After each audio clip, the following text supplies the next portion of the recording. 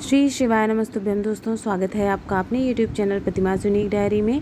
दोस्तों, प्रदोष का दिन आ गया है और इस वीडियो में आपको 4 उपाय बताने वाले हैं जो कि प्रदोष के दिन आपको करने हैं। और अगर प्रदोष काल में किए जाए ये उपाय तो बहुत ही लाभकारी होंगे। वैसे तो पूरे दिन में आप कभी भी कर सकते हैं, पर प्रदोष काल में इसका फ़ायदा अधिक मिलने वाला है। आइए जानते हैं अपने सबसे पहले उपाय के बारे में।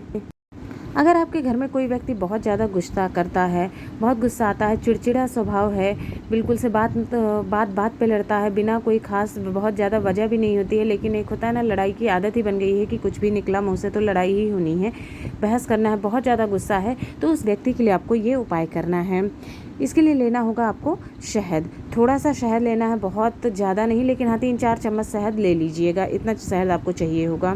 साथ ही साथ आपको लेना होगा 1 लोटा जल। तांबे के लोटे में 1 लोटा जल, सादा जल अपने घर से ले लीजिएगा और दोनों सामान लेकर के आपको चले जाना है शिव मंदिर में, शिवलिंग के पास में। अब आपको क्या करना, अगर ये जिस व्यक्ति को गुस्सा ज़्यादा आता है वो व्यक्ति स्वयं करे, उससे आप करवा लें तो बहुत अच्छी बात है, लेकिन अगर वो नहीं करता है तो आप कोई और घर का सदस्य उसकी तरफ से ये उपाय कर सकता है। जब आप शिवलिंग में पहुंच जाते हैं तो वहां आपको क्या करना है, सबसे पहले जो आप कटोरी में शहद लेकर के गए हैं, थोड़ा सा उस शहद को आपको शिवलिंग के ऊपर उड़ेलना है, मतलब आपको शिवलिंग के ऊपर गिराना है, अच्छी तरह से लगा देना है, ठीक है।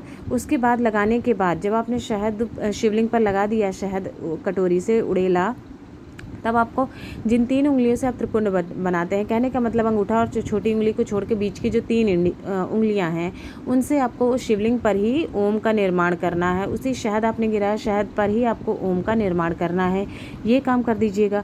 उसके बाद थोड़ा सा शहद आपको निकाल लेना है, जो शिवलिंग पे शहद लगा हुआ रहेगा, आप थोड़ा सा शहद, बहुत ज़्यादा नहीं, थोड़ा शहद आप उससे निकाल लीजिएगा, उसी कटोरी में आप रख लीजिएगा शिवलिंग का शहद निकाल के। और आप जब ये उपाय कर रहे हैं तो आपको स्मरण क्या करना है, हटकेश्वर महादेव का स्मरण।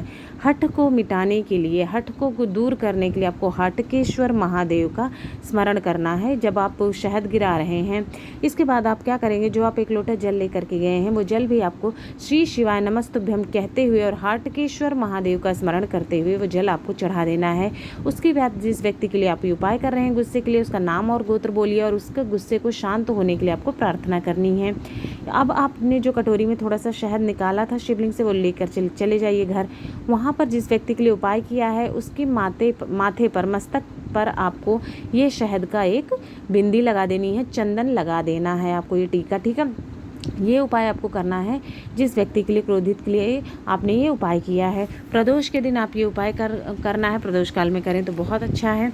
2-3 प्रदोष करके देखिए, आपको ज़रूर लाभ होगा। उस व्यक्ति का गुस्सा, हट जो होती है, जिद होती है बात बात पे, वो धीरे धीरे कम होना शुरू हो जाएगी।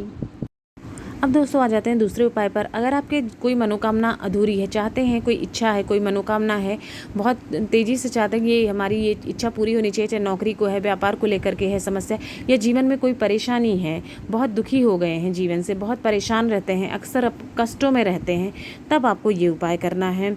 अगर कष्टों से भरा हुआ है आपका जीवन तो आपको ये उपाय करना है। इसके लिए लेना होगा आपको लाल चंदन।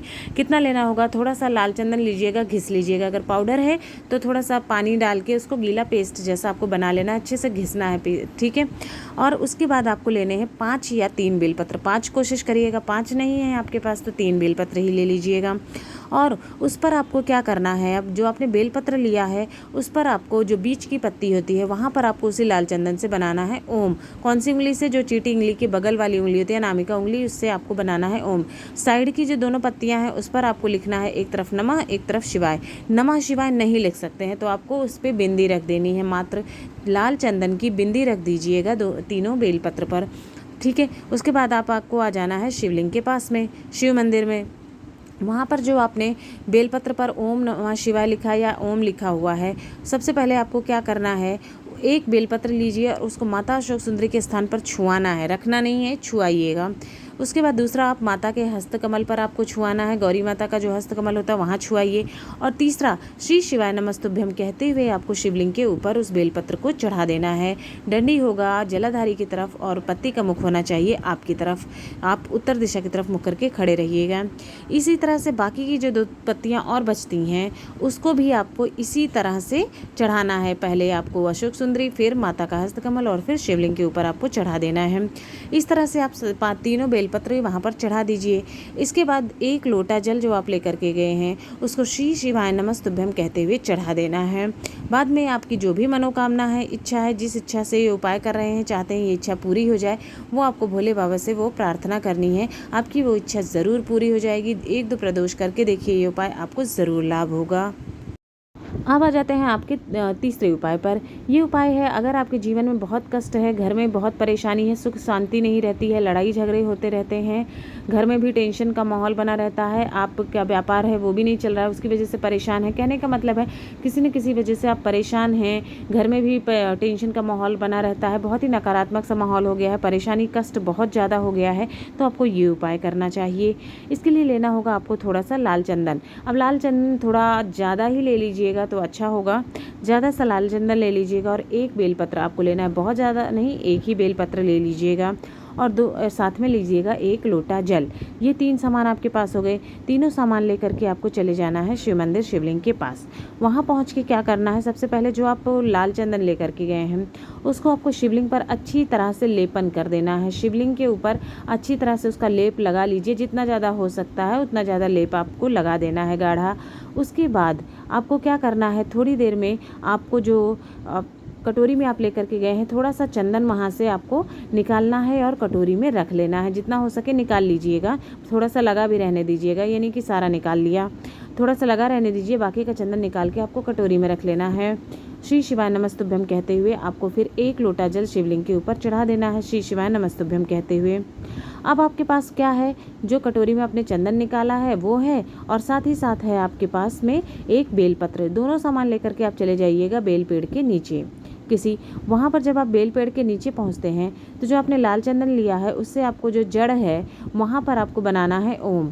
ठीक है, लाल चंदन से ओम बना दीजिएगा जड़ में बेल पेड़ के। और उसके बाद जो बेलपत्री है आपके पास 1 है, लेकर के गए हैं शिव मंदिर से, वहाँ पर उसको आपको उसी ओम के ऊपर रख देना है। उसके ऊपर अपना दाहिना हाथ रखिएगा और आपको जो भी कष्ट परेशानी है, समस्या है, चाहते हैं वो कष्ट दूर हो जाए, अपनी सुख सुविधा की कमी है, घर में सुख समृद्धि नहीं है, शांति नहीं है, वो प्रार्थना मनोकामना इच्छा आपको वहाँ पर हाथ रख के अपना कह देनी है बेल पेड़ के नीचे। उसके बाद आपको अपने घर चले आना है। आप कुछ ही दिनों में देखेंगे कि आपकी वो इच्छा ज़रूर पूरी होगी। आपको कष्ट परेशानियों से मुक्ति मिलना धीरे धीरे शुरू हो जाएगी, आपके घर में सुख समृद्धि होना शुरू हो जाएगी, सुख शांति।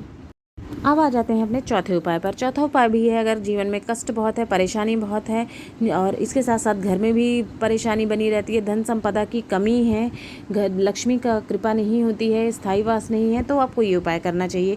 इसके लिए लेना होगा आपको आंकड़े का फूल। कैसा फूल चाहिए, जो एकदम सफ़ेद वाला होता है वो मत लीजिएगा, जो थोड़ा सा पिंक कलर का होता है, हल्का सा गुलाबी जैसा होता है, वो फूल आपको लेना है। गुच्छे में ये फूल खिलते हैं तो आपको ऐसा लेना है जिसमें 5 फूल लगे हुए हैं, जैसे यहाँ पर आपको दिख रहा है। इस तरह से ऐसा गुच्छा लीजिएगा कि कम से कम उस गुच्छे में 5 फूल तो हो ही। 1 गुच्छा आपने ले लेना है आंकड़े के फूल का और साथ ही साथ आपको लेना होगा 1 लोटा तांबे के लोटे में जल लेना होगा, अपने घर से शुद्ध जल। और दोनों सामान लेकर के आपको चले जाना है, किसी बेल पेड़ के नीचे जाना है आपको।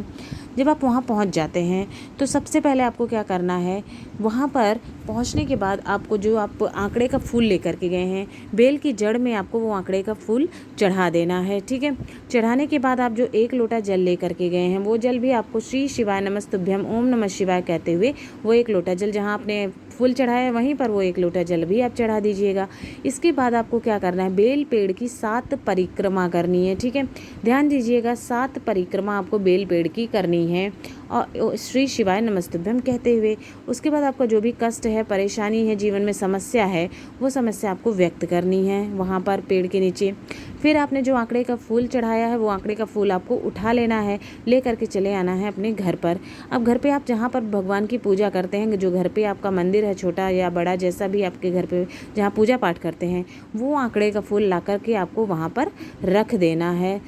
आपके घर में कभी कोई कष्ट नहीं होगा, घर में जो कष्ट परेशानी थी आपकी धीरे धीरे दूर होगी, कभी कोई समस्या नहीं आएगी। ये उपाय आपको कर लेते हैं। ये चाहे तो आप सुबह कर लीजिए, चाहे तो आप शाम को कर लीजिए, पर प्रदोष के दिन आपको करना है और प्रदोष काल में करें तो इसका लाभ अधिक होता है।